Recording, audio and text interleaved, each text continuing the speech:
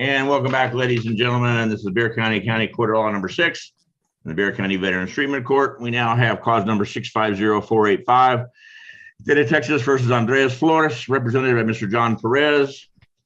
And the first document I'm looking at, Mr. Perez and Mr. Flores, is a document entitled Defendant's Consent to Plea by Video Conference that purports to have both your signatures on it. In fact, Mr. Flores, is this your signature on this document, sir? Yes, Your Honor. Thank you. And Mr. Perez, as attorney for Mr. Flores, it's also your signature on this document. Yes, Judge. Thank you. Next document I'm looking at, Mr. Flores, is entitled Defendant's Waiver of Constitutional Rights and Court's Admonitions that purports to have your signature on the back, effectively waiving certain constitutional rights you must waive in order to enter a plea before this court. In fact, sir, is this your signature on the back of this document also, sir? Yes, Your Honor. Thank you. By signing this document, are you telling me that you've had enough time to either read this document or have it read to you in its entirety? If you had any questions about what was on this document, those questions were answered to your satisfaction by your attorney, Mr. Perez, so that in signing this document, you're telling me that you agree with and understand everything on this document. Is that correct, sir? Yes, Your Honor. Thank you. Mr. Perez, as attorney for Mr. Flores, have you had enough time to go over this case with him? And in your opinion, is he mentally competent? Yes, Judge.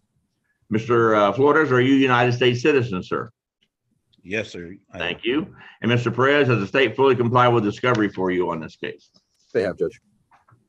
Okay. State, you got some motions. Yes, Judge. The state moves to waive count 1 of the information and amend the information to include count 2, which is for obstruction. Okay. No objections, Judge. Are you adding count 2 to the information? Is that what we're doing? That's right, Judge. We're amending it to include a count 2. Well, see, if I was Mr. Perez and you waived count 1, I would say, oh, stop, we're good. There's nothing there to get, so you have to add count 2 and then you can waive count 1 would be my suggestion. Just No, that's right, Judge. I saw Mr. Perez kind of get all excited for a moment. All right, I think I know what you want to do. So I wasn't going to do that to Eddie, Judge. State's motion to amend the information and add count 2 alleging obstruction of a highway. No objection from the defense is granted.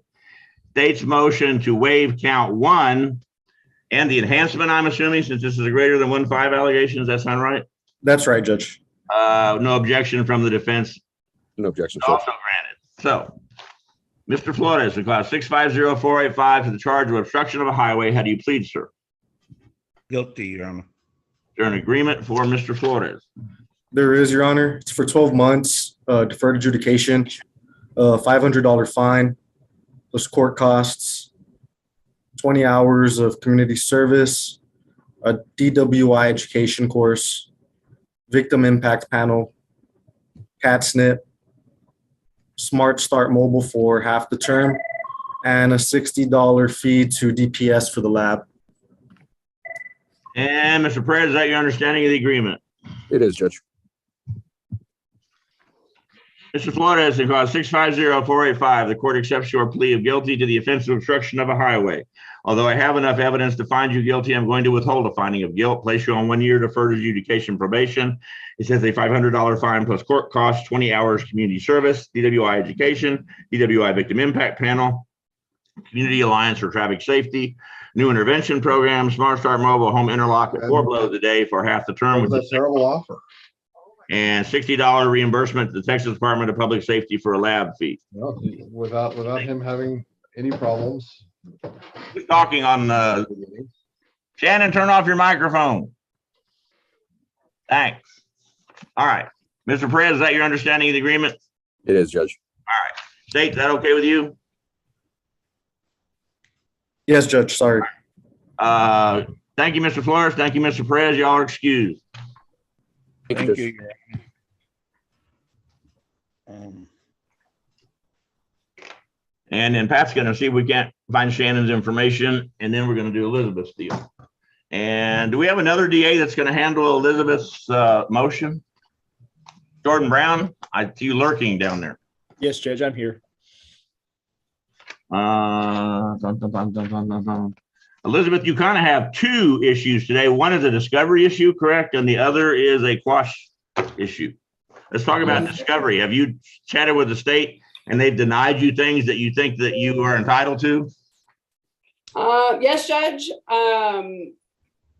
I chatted with Christian Newman back in January regarding depositions and transcripts of depositions by the city of Almas Park and their chief of police, Chief Valenciano, in a federal case. And I could give you that cause number, Judge.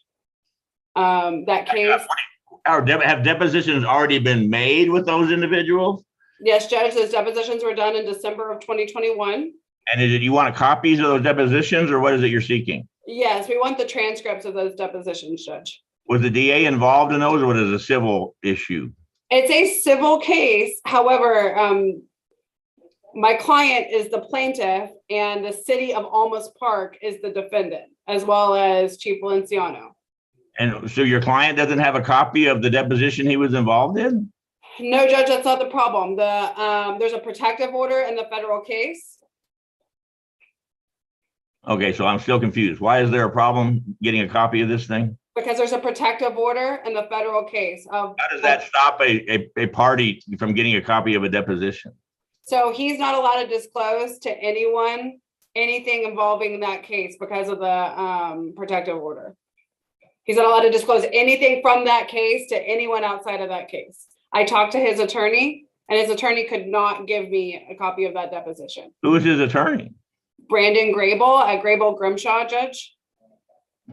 All right, this doesn't sound normal to me. Any of you DAs know anything about this? I'm not a civil guy, so I'm flying blind on that side. Judge, I believe everything Elizabeth says, but it doesn't make sense to me. Judge, this is pretty normal. I have several federal cases right now, both civil and criminal, and protective orders are pretty normal and natural in cases, especially when it's a governmental entity that's being sued during the discovery process. So I assume Mr. Miller is the plaintiff and he's suing the city of Almas Park via their police department. So that makes him a party. Is that correct? That's correct, Judge. And he's also suing Chief Valenciano in his professional capacity as well as personally. And then how does that stop him from getting a copy of a deposition in his lawsuit? He personally can have the copy of the deposition, Judge. He's not allowed to give that copy to me. Let's go off of YouTube.